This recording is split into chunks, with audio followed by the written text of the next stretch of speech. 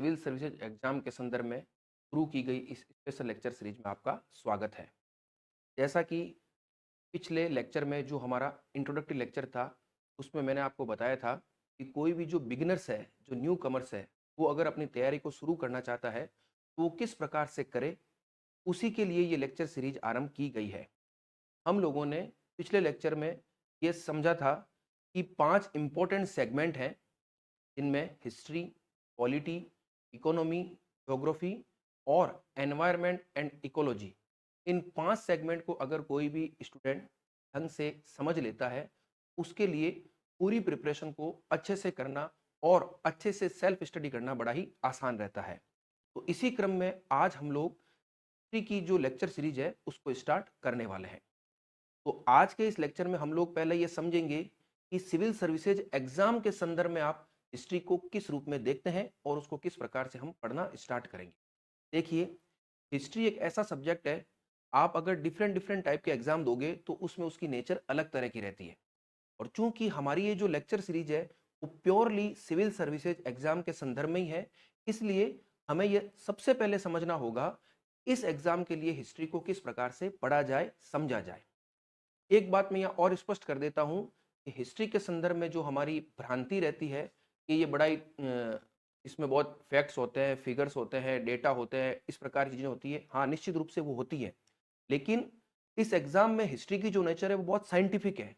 और आप लोग ये रियलाइज भी करोगे कि जब हम लोग इस लेक्चर सीरीज में हिस्ट्री को आगे बढ़ाएंगे तो आपको हमेशा ऐसी ही फीलिंग होगी कि जैसे आप किसी साइंस के सब्जेक्ट को पढ़ रहे हो। हम एक एक चीज को कॉन्सेप्ट के साथ पढ़ेंगे, क्योंकि याद रखना, हिस्ट्री में हमेशा क्या होता है, कोई भी जो घटना घटती है उसके पीछे ठोस वजह होती है। या हम लोग जितनी भी चीजें नोट करेंगे, छोटे छोटे पॉइंट्स नोट करेंगे, जो भी आप चीजें यहाँ पर देखोगे, आपको उस हर घटना के पीछे का लॉजिक समझ में आए। तो ये बात थी जो मैं शुरुआत में आपको बताना चाह रहा था।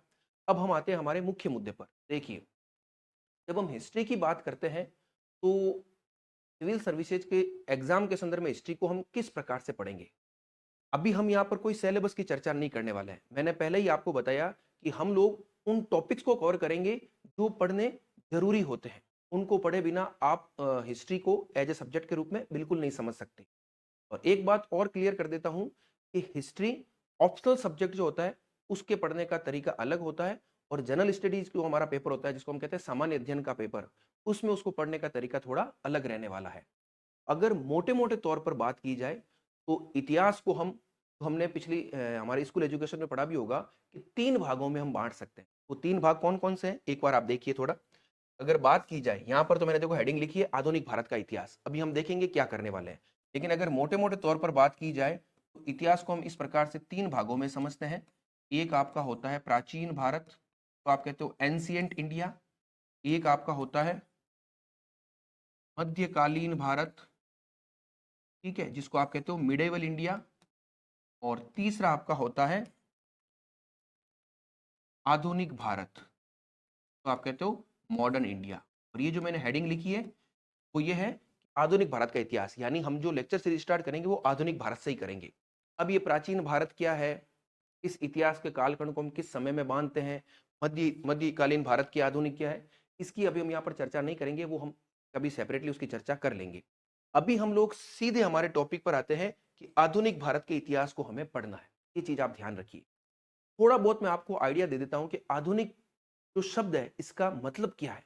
देखिए, यहाँ पर हम इतिहास पढ़ रहे हैं भारत का, लेकिन अगर आप वर्ल्ड हिस्ट्री में जाओगे तो यूरोपियन हिस्ट्री भी आपको पढ़नी पड़ेगी पड़ेगी तो वहां पर भी एक आधुनिक शब्द आएगा। आधुनिक शब्द का सिंपल सा मीनिंग में अगर आपको बताऊं तो आप इस तरह से समझ सकते हो। सपोज कीजिए कि आप जिस राष्ट्र में रह रहे हो, वहां की व्यवस्था में अगर तर्कवाद, वैज्ञानिक सोच और जो मानव है उसको केंद्र में रखते हुए सभी बातों को किया जाए। केंद्र का मतलब हो गया कि मानव है तो उसके कुछ अधिकार भी है, अगर उन बातों पर बल दिया जा रहा है तो इस प्रकार की सोच जब समाज में होती है तो उस सोच को हम क्या कहते हैं, आधुनिक सोच या मॉडर्निटी। तो आप ठीक उसी प्रकार से इतिहास में भी देखोगे कि आधुनिक भारत का इतिहास हम कब से पढ़ते हैं। आपने एक शब्द सुना होगा, मैं लिखता हूं पुनर्जागरण, तो हम कहते हैं रिनेशा। ये शब्द बेसिकली आपने यूरोपियन हिस्ट्री में पढ़ा होगा, लेकिन भारत के संदर्भ में भी पुनर्जागरण है। आप लोगों ने कुछ हिस्टोरियन नाम सुने होंगे फेमस, राजा राम मोहन राय, ठीक है ना, स्वामी दयानंद सरस्वती, इस प्रकार के लोग।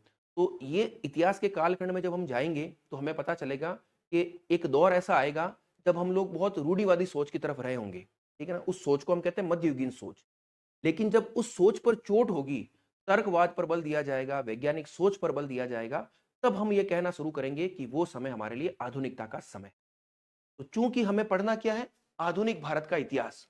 तो आप कोई भी जब इतिहास में इवेंट को पढ़ते हो तो आपको कोई न कोई एक टाइम पीरियड फिक्स करना पड़ता है कि हम इसको किस समय से पढ़ना स्टार्ट करें।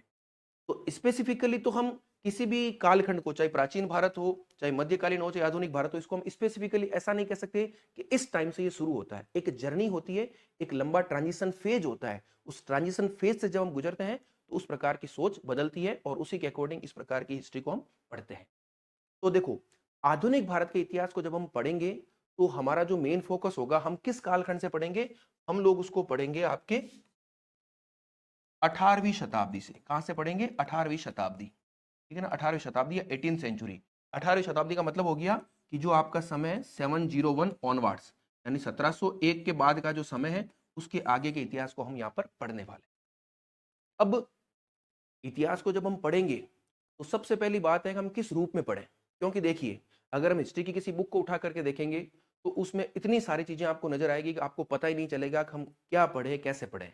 और मैंने पहले ही आपको बता दिया कि ये लेक्चर सीरीज सिर्फ इसलिए स्टार्ट की गई है ताकि न्यू कमर्स को एकदम वो एक रास्ता मिल जाए, ठीक है ना? उसको एक पाथ मिल जाए कि जिस पर वो चलते हुए अपनी तैयारी को बहुत सिस्टमेटिक तरीके से कर सके। यहाँ पर जो मैं आपको टॉपिक्स बताऊंगा, उससे आपको अपने आप चीजें पता चलेगी कि हमें किस प्रकार से हमारी तैयारी को आगे ले जाना है। तो देखिए, हम स्टार्ट करते हैं इसको। तो सबसे पहली बात यहाँ पर आप ये समझिए कि हिस्ट्री जब हम पढ़ेंगे, तो यहाँ पर हम ट्रेंड्स को समझेंगे। किसको समझेंगे? ट्रेंड्स। ट्रेंड्स यानी होती है प्रवृत्तियां। कोई भी चीजें जो घट रही है ना, तो उसकी क्या प्रवृत्ति, वो क्यों हो रहा है, ठीक है ना? उस क्यों को हम जानने का प्रयास करेंगे। और क्यों को जानने के क्रम में आप लोग क्या करोगे? उसके पीछे के रीजन को देखोगे। रीजन को देखने के बाद उसके फिर आगे उसका क्या इफेक्ट पड़ रहा है, उसका क्या प्रभाव पड़ रहा है, उसको आप जानोगे। तो ये जब क्यों और उसका क्या प्रभाव पड़ रहा है, इन घटनाओं को जब आप सिस्टमेटिक तरीके से स्टडी करोगे, तब आपको हिस्ट्री बहुत ही कॉन्सेप्चुअल नजर आएगी। तो ये जो सामान्य सी बात थी, वो मैंने आपको बता दी। अब हम सीधे हमारे टॉपिक की तरफ आते हैं। उसको एक बार आप देखिए। देखिए, सबसे पहले हम जिस टॉपिक को लेंगे वो होगा हमारा 18वीं सदी का भारत। मैंने यहाँ पर कुछ चीजें लिखी है। तरीका हमारा यही रहेगा कि जो नोट्स टाइप की चीजें होगी, उनको मैं आपको बिल्कुल सिस्टमेटिक बोर्ड पर लिखा हुआ दे दूंगा, ताकि आप उसको आराम से नोट डाउन भी कर सके। और अब हम क्या करेंगे? चीजों को समझेंगे। तो देखिए, सबसे पहले आप यहाँ पर आइए। हमने लिखा है 18वीं सदी का भारत।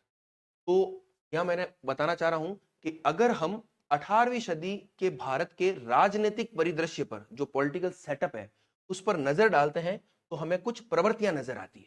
और ये प्रवृत्तियां ही आपको समझनी पड़ेगी कि क्या क्या ट्रेंड्स नजर आ रहे हैं। तो यहां पर आपको मोटे मोटे तौर पर 3 ट्रेंड्स नजर आएंगे। अब आपका काम क्या रहेगा? उन 3 ट्रेंड्स को समझना है कि वो ट्रेंड्स, ये प्रवृत्तियां क्यों नजर आ रही है। और जब आप एक दफे उन प्रवृत्तियों को समझ लोगे, तब आगे के इतिहास को आपको पढ़ना बहुत आसान रहेगा। तो देखिए, पहली प्रवृत्ति क्या नजर आ रही है, इसको आप एक बार नोट कीजिए। 1707 में मुगल सम्राट औरंगजेब की मृत्यु के पश्चात मुगल साम्राज्य टूटकर बिखर रहा है, तथा इस समय भारत पर निरंतर विदेशी आक्रमण भी हो रहे हैं। बहुत इंपॉर्टेंट चीज। अब देखिए, आपको एक चीज पता है कि बाबर के समय से 1526 के पास समय जो युद्ध हुआ था, उसके पश्चात बाबर ने क्या कर दिया था? भारत में एक मुगल साम्राज्य की नींव स्थापित कर दी थी। फिर आगे उसी क्रम में हुमायूं, अकबर, जहांगीर, शाहजहां, औरंगजेब, ये पूरा एक सिस्टम चला था। और इस प्रकार के एक मजबूत शासक आपको मिल रहे थे।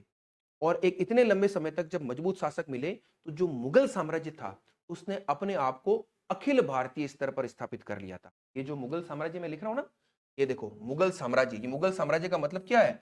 ये पूरे भारतीय स्तर पर, अखिल भारतीय स्तर पर, अखिल भारतीय, यानी पूरे भारत में अब एक तरह से मुगल साम्राज्य स्थापित हो चुका था। और उसके जितने भी दूसरे प्रांत थे, वो सभी उसी के अधीन आते थे, क्योंकि मजबूत शासक आपको मिले थे। लेकिन अब यहां पर देखो क्या प्रवृत्ति हो गई कि 1707 में औरंगजेब की मृत्यु हो जाती है। 1707 में क्या हो जाती है? औरंगजेब की मृत्यु हो जाती है।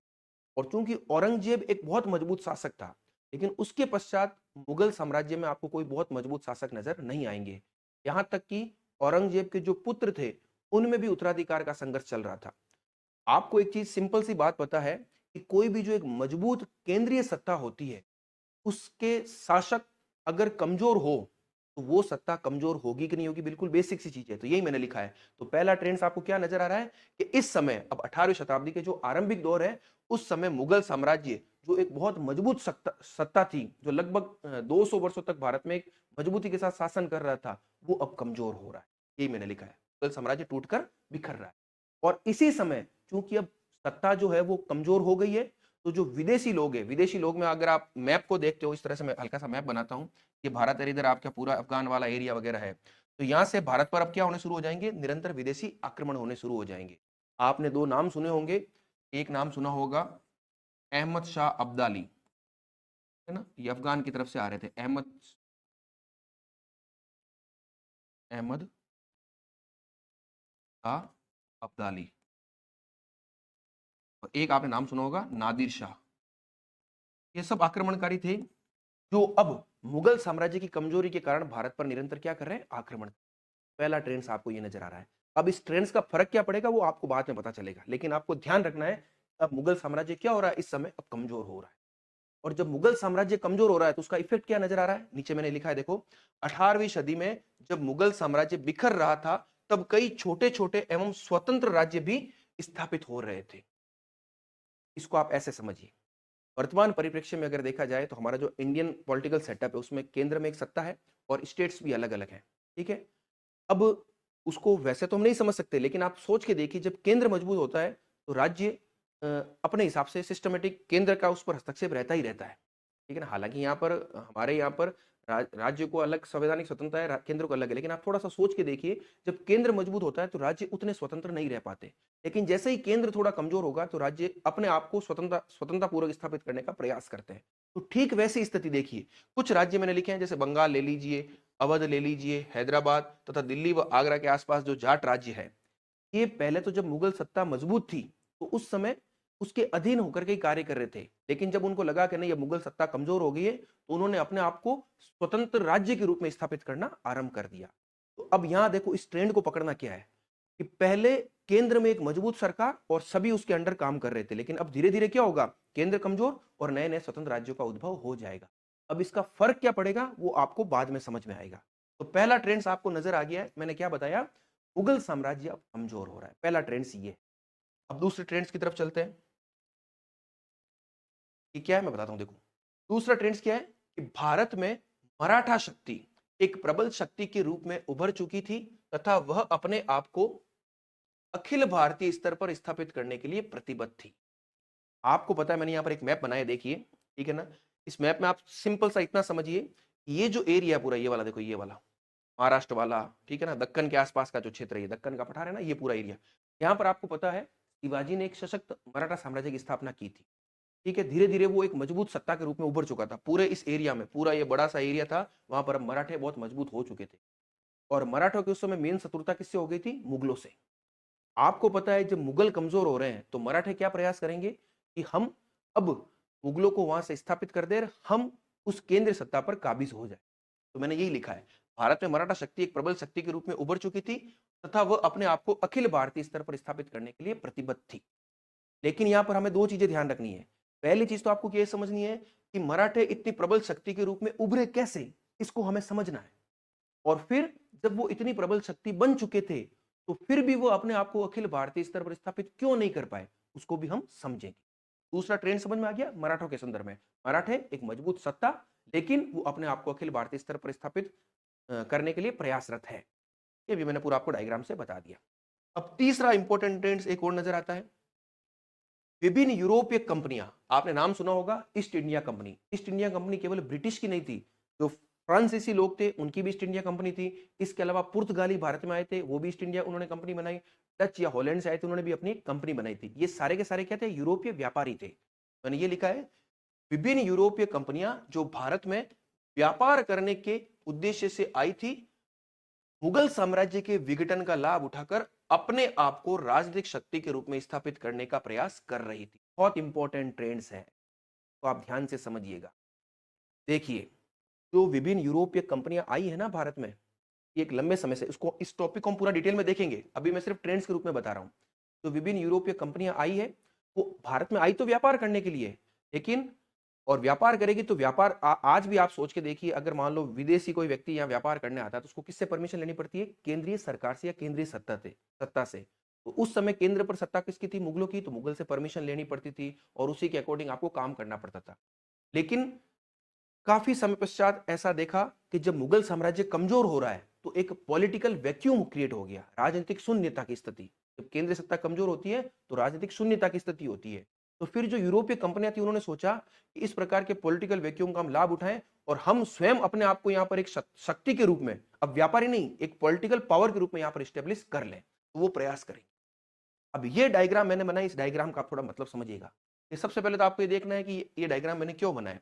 कि एक तो वर्ल्ड का मैप है और दूसरा आपका मैंने ये टर्की का मैप बनाया। इसको आप समझिएगा। देखिए, यूरोप के जो लोग थे वो भारत में व्यापार करने पहले से ही आते थे और वो व्यापार करने जब आते थे तो एक मार्ग का अनुसरण करते थे। स्थल मार्ग था। वो मार्ग क्या था? इस डायग्राम को आप यहाँ से देखिए, ये यूरोप का हिस्सा है, ये बुल्गारिया वगैरह। यहाँ पर देखो एक लिखा हुआ इस्तांबुल, लेकिन आज का इस्तांबुल है, उस समय इसका नाम हुआ करता था कुस्तुनतूनिया। एक जगह है टर्की में, ठीक है ना, कुस्तुनतूनिया। तो देखिए, ये यूरोपीय व्यापारी इस स्थल मार्ग का अनुसरण करते हुए भारत की तरफ आया करते थे। पूरे वर्ल्ड मैप से आप देख सकते हो, जो है ना, ये पूरा आप देखो यूरोप है और इधर ये ब्लैक सी है, इधर से होते हुए इधर भारत आया करते थे। ये स्थल मार्ग था, ठीक है ना, इसी मार्ग से आते थे। लेकिन 1453, इस समय को आप ध्यान रखिएगा, 1453 में एक बहुत महत्वपूर्ण घटना घटी कि ये जो कुस्तुनतूनिया है, यहाँ पर अरब आक्रमणकारियों का एक तरह से उन्होंने अधिकार कर लिया, कब्जा कर लिया। तो जब आक्रमणकारी कब्जा कर लेंगे तो उस समय व्यापारियों का इस मार्ग से गुजरना बहुत मुश्किल हो जाए। तो इसी कालखंड में भौगोलिक खोजों का दौर आरंभ होगा। इन सब बातों को आप ध्यान से समझिएगा। भौगोलिक खोजों का दौर। भौगोलिक खोज का मतलब क्या हो गया कि ये जो व्यापारी है जो इस रूट से आते थे, अब ये रूट तो बहुत अवरुद्ध हो गया।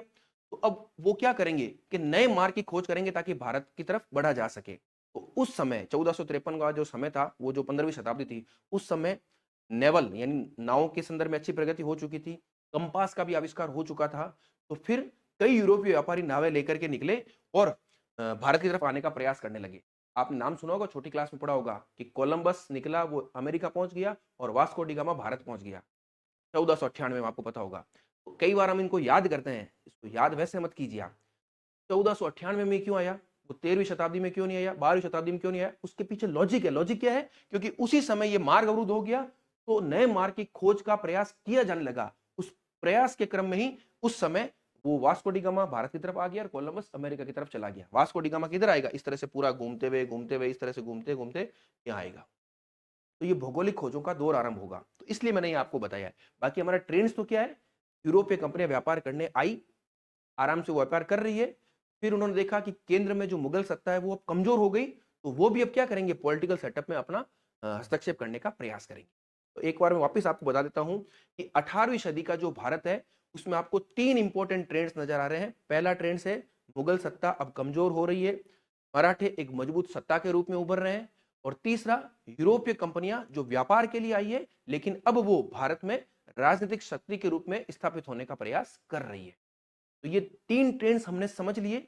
अब हम अगले लेक्चर में क्या करने वाले हैं कि एक एक करके इन 3 ट्रेंड्स को थोड़ा डिटेल में डिस्कस करेंगे। एक बात और स्पष्ट कर देता हूं कि आधुनिक भारत के इतिहास में आपको 2 घटना ही पढ़नी है मेनली। पूरी हिस्ट्री उस 2 घटनाओं के पीछे चलेगी। वो 2 घटनाएं कौन सी है? एक है उपनिवेशवाद, आपने नाम सुना होगा, और दूसरी है राष्ट्रवाद। तो हमारा मुख्य उद्देश्य क्या है कि हम उपनिवेशवाद, और जब उपनिवेशवाद पढ़ेंगे तो उसी के क्रम में आगे पढ़ेंगे राष्ट्रवाद। तो हम ये सारी ट्रेंड्स इसलिए पढ़ रहे हैं ताकि हम उपनिवेशवाद तक पहुंच सके कि किस प्रकार से भारत ब्रिटिश का उपनिवेश बना। ठीक है ना? तो उस पूरे कालखंड को हम इस तरह से समझें। तो आप लोग अब देखिए, धीरे धीरे जब आप लेक्चर को सुनोगे तब आपको पता चलेगा किस प्रकार से हिस्ट्री को पढ़ा जाता है, किस प्रकार चीजें साइंटिफिक तरीके से पढ़ी जाती है। आराम से आप सुनिए, इसको नोट डाउन भी कीजिए और थोड़ा सा इसको क्या कीजिए, मेमोराइज कीजिए और सोचिए थोड़ा। ठीक है ना? याद नहीं करना, जो यहाँ चीजें लिखी उनको ऐसा एज इट इज रटना नहीं है। आप जब, और एक चीज और है कि होता क्या है, कई बार जब हम हिस्ट्री के टॉपिक को पढ़ रहे हैं तो धीरे धीरे जब आगे और टॉपिक्स आएंगे तब आपकी अंडरस्टैंडिंग और ज्यादा बढ़ती चलेगी। लेक्चर को मैं यही समाप्त करता हूं। नेक्स्ट लेक्चर में हम लोग देखेंगे जो मराठे की बात हम कर रहे थे, एक प्रबल शक्ति, तो हम देखेंगे मराठे एक प्रबल शक्ति के रूप में पहले तो उभरे कैसे, और जब उभर गए तो फिर वो अखिल भारतीय स्तर पर स्थापित क्यों नहीं हो पाए, उसकी भी हम चर्चा करेंगे। Thank you.